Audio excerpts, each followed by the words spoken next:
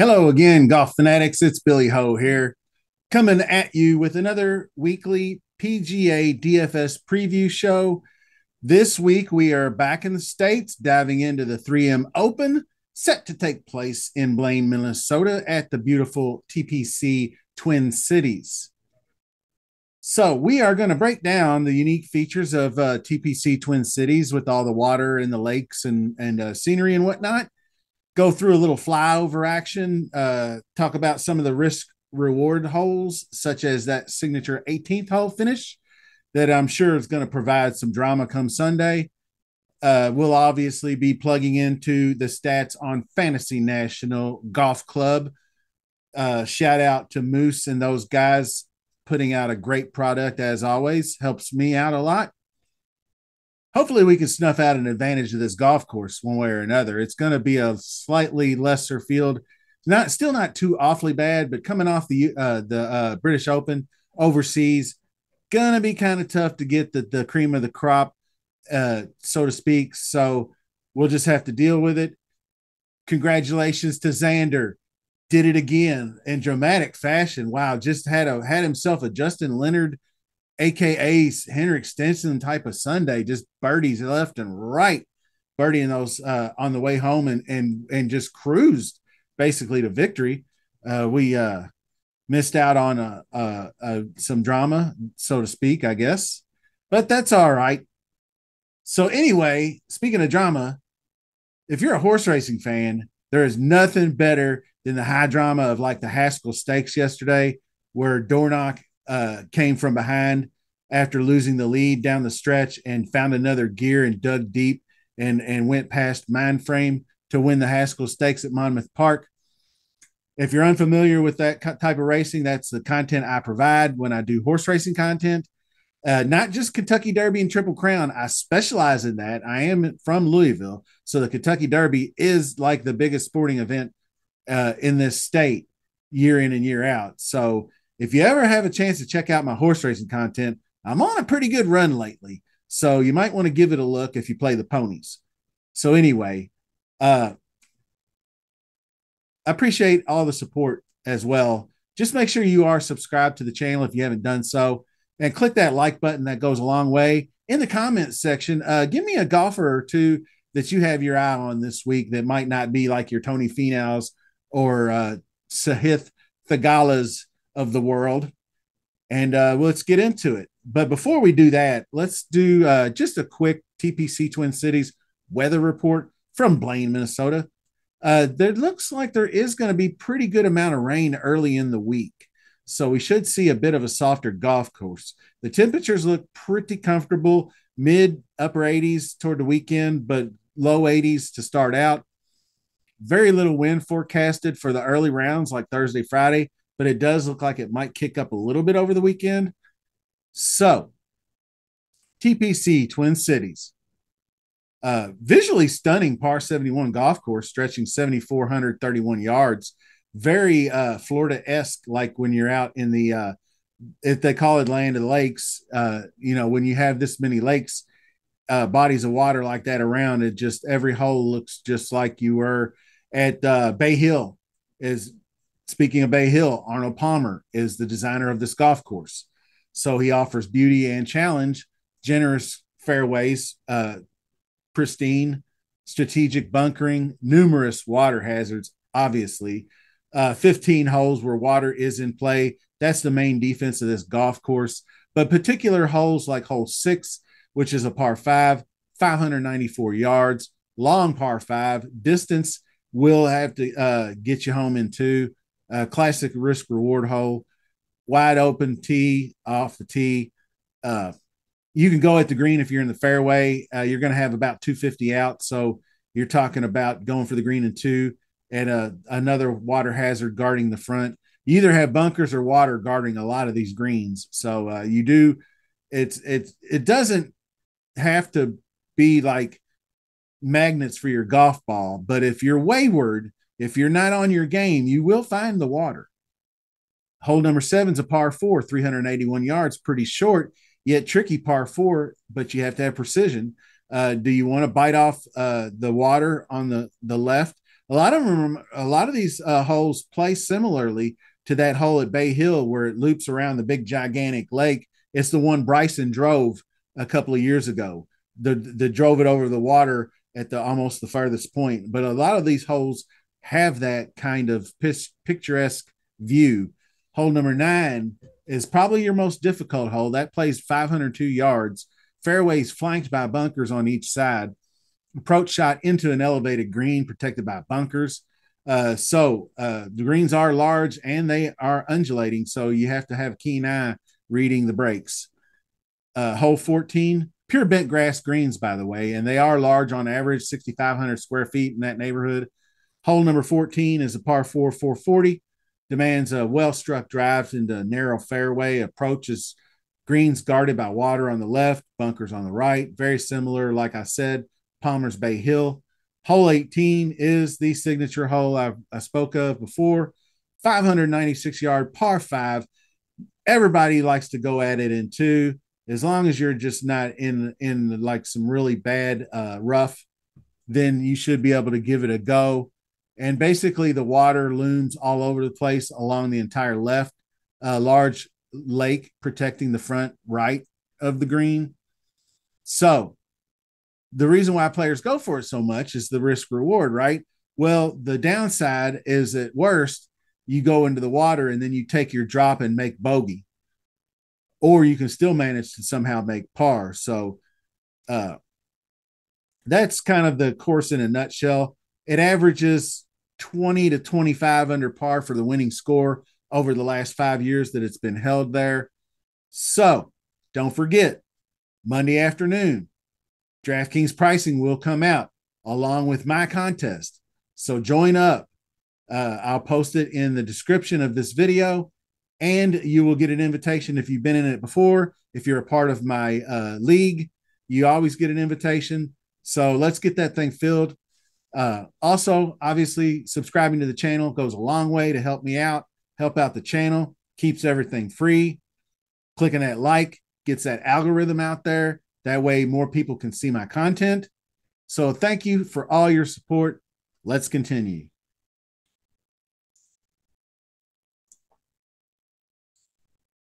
Okay, TPC Twin Cities does have a lot of course history. It's been the inaugural year was 2019, so we've got 5 years of history to go along. Obviously, Tony Finau has the most strokes gained by a pretty significant margin. One, because he's played all 5 years, but two, he's won this tournament and been close a couple other times. So touchdown Tony, top 5 Tony, definitely is going to be one of your top priced guys when DraftKings pricing comes out. I will say this, Aaron Rye, I do believe, has WD'd, so he's out. But I did read that Justin Thomas is committing to play here. So he's not listed in the field yet.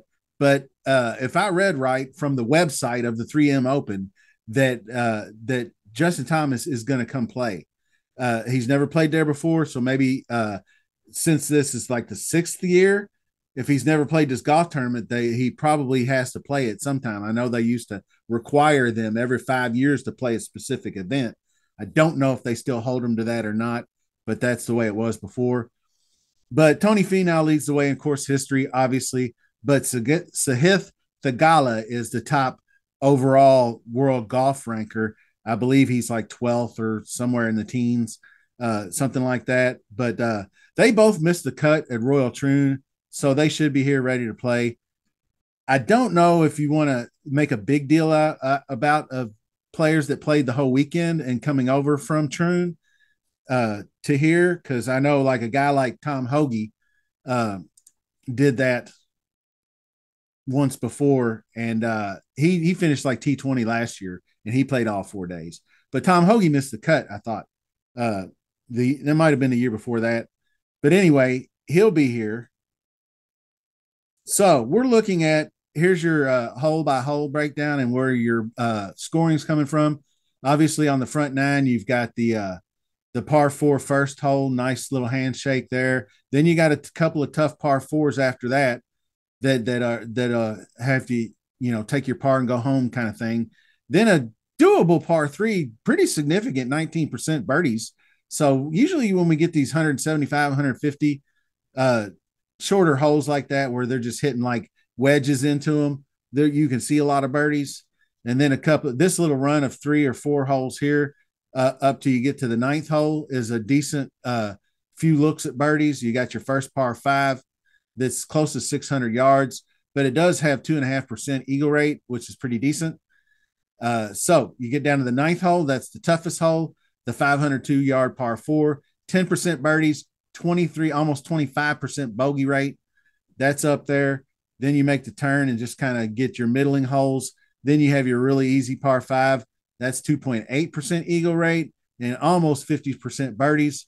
And then you have it kind of tough coming home, but then you finish with that par 5, which is a must birdie hole.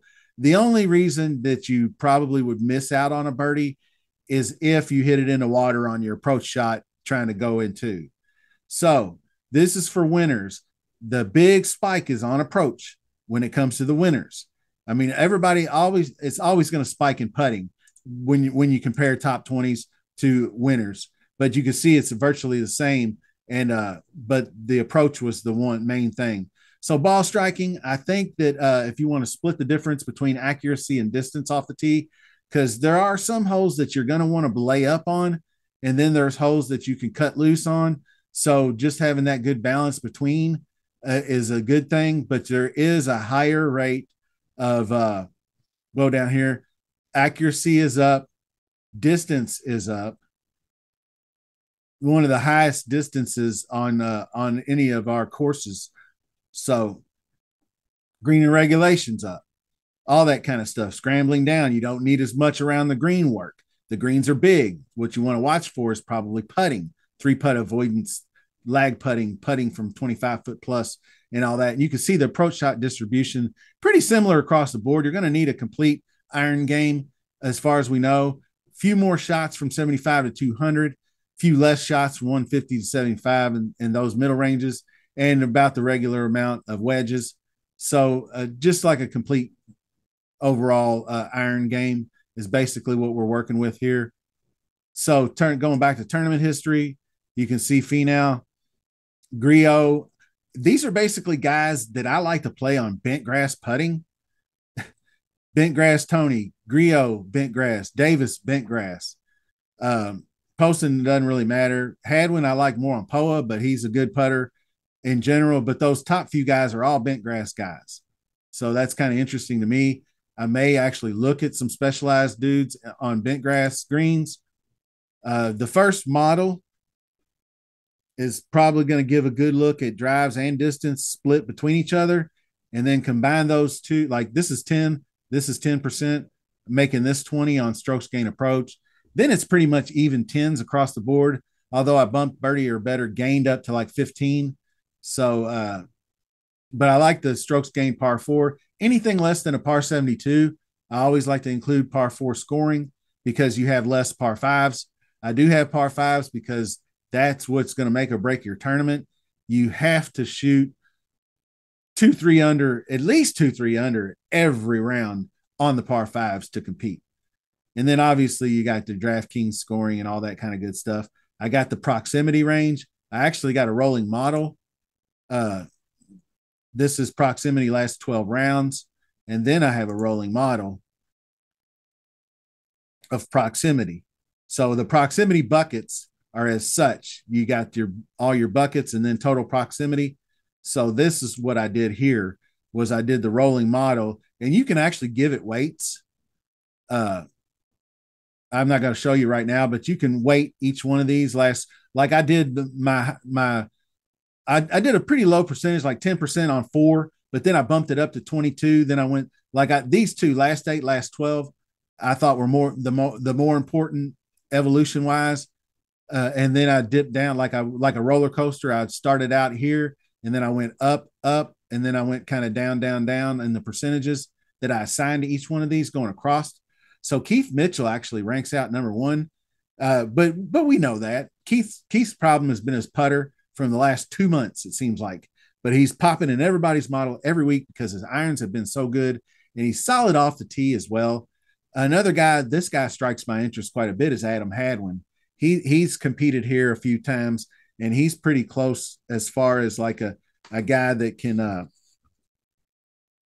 can rally top tens. He's got a couple of top tens here, I do believe. So if like these are a few guys. Tom Hoagie, this seems like the way he's been striking it.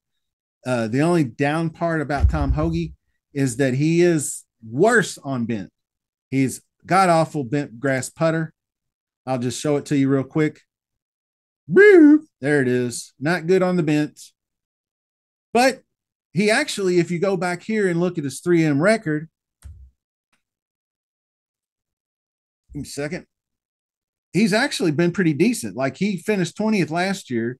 He gained 3.5, but he was pretty even. He got killed here, but he gained 3.7. So he's actually, these particular bent grass greens aren't bad. This is what you need to win a golf tournament, folks. Most of the guys that I've seen that have won this golf tournament, Tony gained like 9 strokes on approach the year he won. Most of these guys are going to gain significantly more than 5 strokes on approach are the winners of this golf tournament. That's why you see putting is most of the guys, he gains 10 strokes putting. That's why he won. Well, this time around, it's more like he gained 8, 9, 10 strokes on approach. And then he gained 2 putting, or he was plus 3.5 putting. You do need to have a positive putting week to win a golf tournament regardless.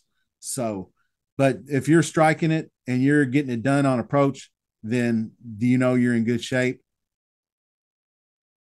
So this was the original model. And there are guys, there was a setting I wanted to show you guys. What I wanted to see was this spike percentage. So I want guys that are gaining like 9, 10, 8 strokes in a golf tournament, not a guy that's gaining 2.5 every round. I want one of those guys that's going to come up and just fire off a 9 or a 10 strokes gained approach particular week. So this, and then you can plus greater less than, and we'll just go with 3 strokes. And then this gives you just kind of a percentage of the amount of times that they do it. So you can kind of look at like Tony, 80% of proximity. Like Chad Ramey, Hisatunse, 83%. These are the guys that are really spiking with the approach game proximity wise. Then you can organize it by this too. And doesn't really show you a whole lot. Let's see, I got that out of order, I do believe. Not getting any percentages there, so sorry about that. But that's something that I'm still kind of playing with. You got rounds gained, these different ones. I just usually go by the rank, and then that tells you how you got the guys ranked out. But these young guns that are kind of interesting to me, Luke Clanton, Mac Messier, they call him Messier, but it's Mac Meisner, and Chandler Phillips, all 3 of those guys popping in models. There's Meisner, and there's Clanton is really, he's a guy that can spike 6.8 on approach in his 3rd ever golf tournament. So if he's got the ability to do that, then look out. He's a guy that could compete here. Then you have Akshay's in the tournament. I mean, he's a guy obviously that gets after it, but you got, like I said, Mesner, Rico Hui almost won in Kentucky last week. The other guy that I wanted to mention was Chandler Phillips. I thought he was going to be up here closer. There he is. 37th is not terrible for the model, but I wanted to see where he ranked out. See, 7th in proximity. So he's got some pretty good form. Neesmith lost the playoff, by the way, in Kentucky. And it's no longer the Barbasol. It's like ISCO or some stupid, I don't know, 4-letter acronym. But you can see he's been losing on approach, so I'm not really sure. I might have to rethink my thinking on him, because he's not a guy that's striking the irons a lot. So we might actually scratch out on old Chenandler Bong there. But those are the kind of guys you can see. I'm going to be looking to build more balanced lineups. But this is just going down the line. You can see the different names. You're going to see a lot of names you don't recognize and a lot of names you do. But a guy like Cameron Davis can pop. I don't know if Billy Horschel, he might be a withdrawal on this tournament. but he'd be a great guy. As good as he played, and it's really disappointing that he didn't win. I was really rooting for my dude Billy Hustle to win the Open Championship, but he just didn't get it going today. He just missed too many putts. But I'm not going to keep dragging this thing out too much longer. I just wanted to give you guys an idea on what I was looking for and how I'm going to get there, and that's pretty much the way it goes. 3M Open Preview, like I said, and get weird this week, y'all. Let's do something. Play more pivots. If you're subscribed to like a Fantasy National or Rick or any of them, follow your ownership projections and look for pivots. Look for lower owned guys. Pay particular attention when pricing comes out if we have a 5K range at the top, because then you're going to start seeing a lot of double ups like Finau and Thigala, or Finau and JT, or Thigala and JT, or two guys in the 5-digit guys together, because you're going to be able to afford. You can throw in a couple of 5K guys and still get the lineup you want. So speaking of DraftKings pricing, that'll be out Monday afternoon. So will my contest. So make sure you join that. Don't forget to subscribe to the channel. Support Billy Ho Sports. Much appreciated. Hit that like button while you're at it. And until next time, see you soon.